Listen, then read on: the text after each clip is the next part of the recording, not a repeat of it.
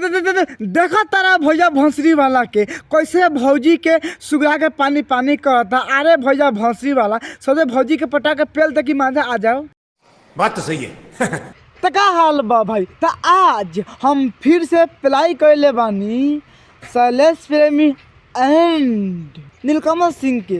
तो भाई लोग आज के वीडियो बहुते गार फार बनल बा। तो यही से कहती भाई लोग तो वीडियो जैसे कि लास्ट देखबा तो बड़ी मजा आई। तो वीडियो बना के बस एक ही मकसद बा, आप सभी को दिल से हंसाने के लिए, ना किसी चीज़ को ठेस करने के लिए। तो बिना कोनो लाना लहसुन के नु आज के वीडियो स्टार्ट करता। और अभी तो रुको, क्लाइमैक्स अभी बाकी है। अब देखा सार तो नहीं ऐसे भौजी के पकड़ के भौजी के गाल में अब मुँह मत सताओ, काहे कि देखला के बाद में हम झाट में झोकर जाता और जहाँ झोकर तहाँ से राख बना के मुँह में पेल दम अटकले रह जाई।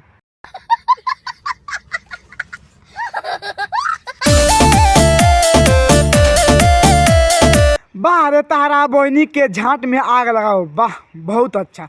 देखला भाई लोग कैसे भैया भोंसरी वाली भैया के ओट में ओट सटा के आ भैया जी भौजी के घेर चुमता। अरे भैया के आके मन लो चुमाना बड़ी मजा आई। नहीं।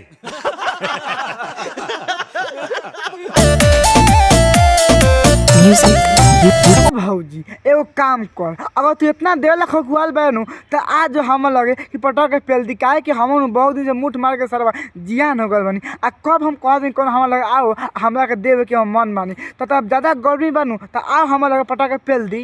असंभव, असंभव, असंभव। वाह का सीन बा, बहुत अच्छा।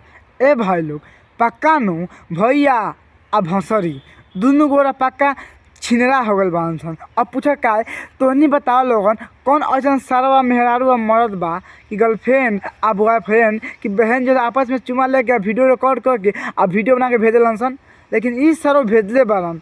अरे भैया मानता नहीं कि बहुत कोनो भेजला, लेकिन इस सरो बहन चोत आगे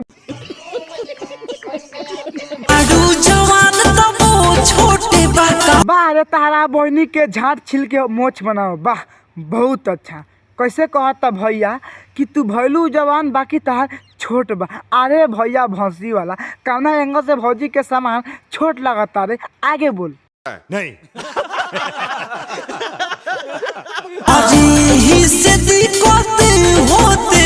वाह रे तारा बहनी के गाड़ी में गधा के सामान पिलो, वाह वही से दिक्कत होता।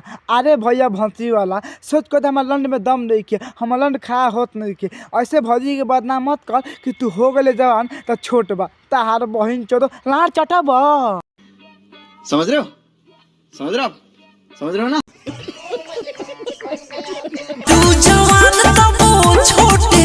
ए सार पटा के पेल देमनु लाड़ पर हक देब। फिर से कहता रह तू कि तू बा भैलू से आन छोट बा, तहार बहन चोदो तार आँख में लान पेल दिले बा का कि तार देखा नहीं कि देत कि भौजी के दोनों बम हेता हेता हो गल बा। तहार बहन चोदो कहीं का फिर से आगे कह। नहीं।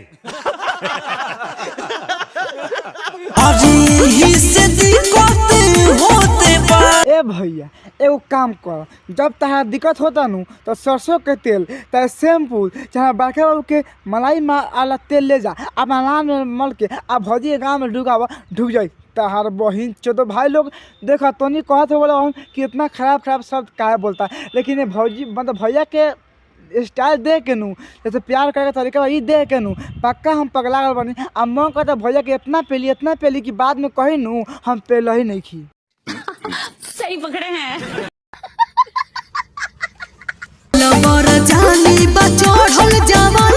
हाँ ये बात तो बिल्कुल सही कहलू कि तहार जवानी नू अभी चहल बा। हाँ ये हम बात मान सकते हैं कि तहार जवानी चहल बा।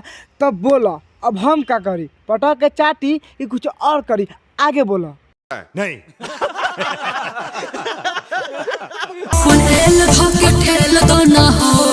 वाह रे तारा बहनी के गाड़ी में जेसीबी के लंड पेलो, वाह बहुत अच्छा। सुनता रहा भाई लोग कैसे भौजी भोंसरी वाली कहतिया कि तेल धके ठेल देना हो। अरे भौजी गलती से भैया ठेल दिया नु तब फाट जाई, काहे कि ऐसे भी टाइट बा, आगे बोलो। समझ रहे हो, समझ रहे हो, समझ रहे हो ना? आ पटक ना पेल दहो तहरा बहिनी के छेद में लमका केला पेलो मतलब भौजी कुछ भी देख तारा कितना भौजी के मरवाए के शौक बा कि कहतिया कि तेल ला के ठेल लाना है करुआ के तेल लाना हो। अरे भौजी लार चटबू खत्म, बाय बाय।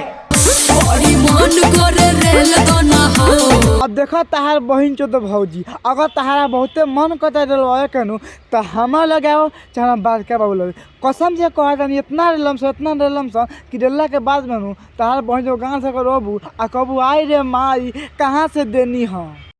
बात तो सही है। देखा भाई हम तो इनसे बता दी कि ये गाना से कोनो शिकायत ना रख लेकिन जैसे भौजी एक्टिंग करती या करुआ के तेल दे के पेले के बात करती है ना ये बात सुनला के बाद में मन करता पटा के पेले के। तो अगर तो के वीडियो अच्छा लगे तो लाइक कर लगन अभिनव फिल्म और देश प्रेमी के नहीं।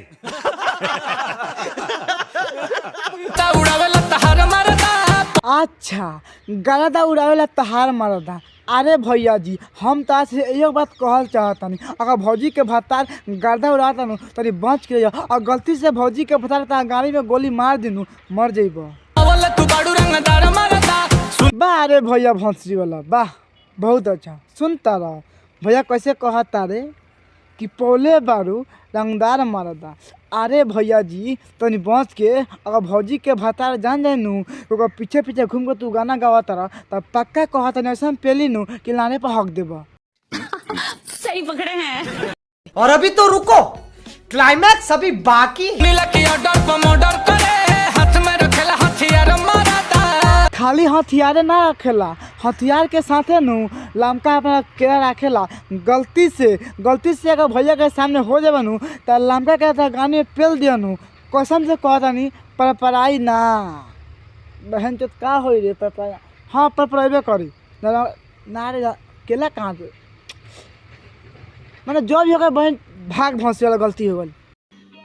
समझ रहे हो? समझ रहे हो आप? समझ रहे हो ना?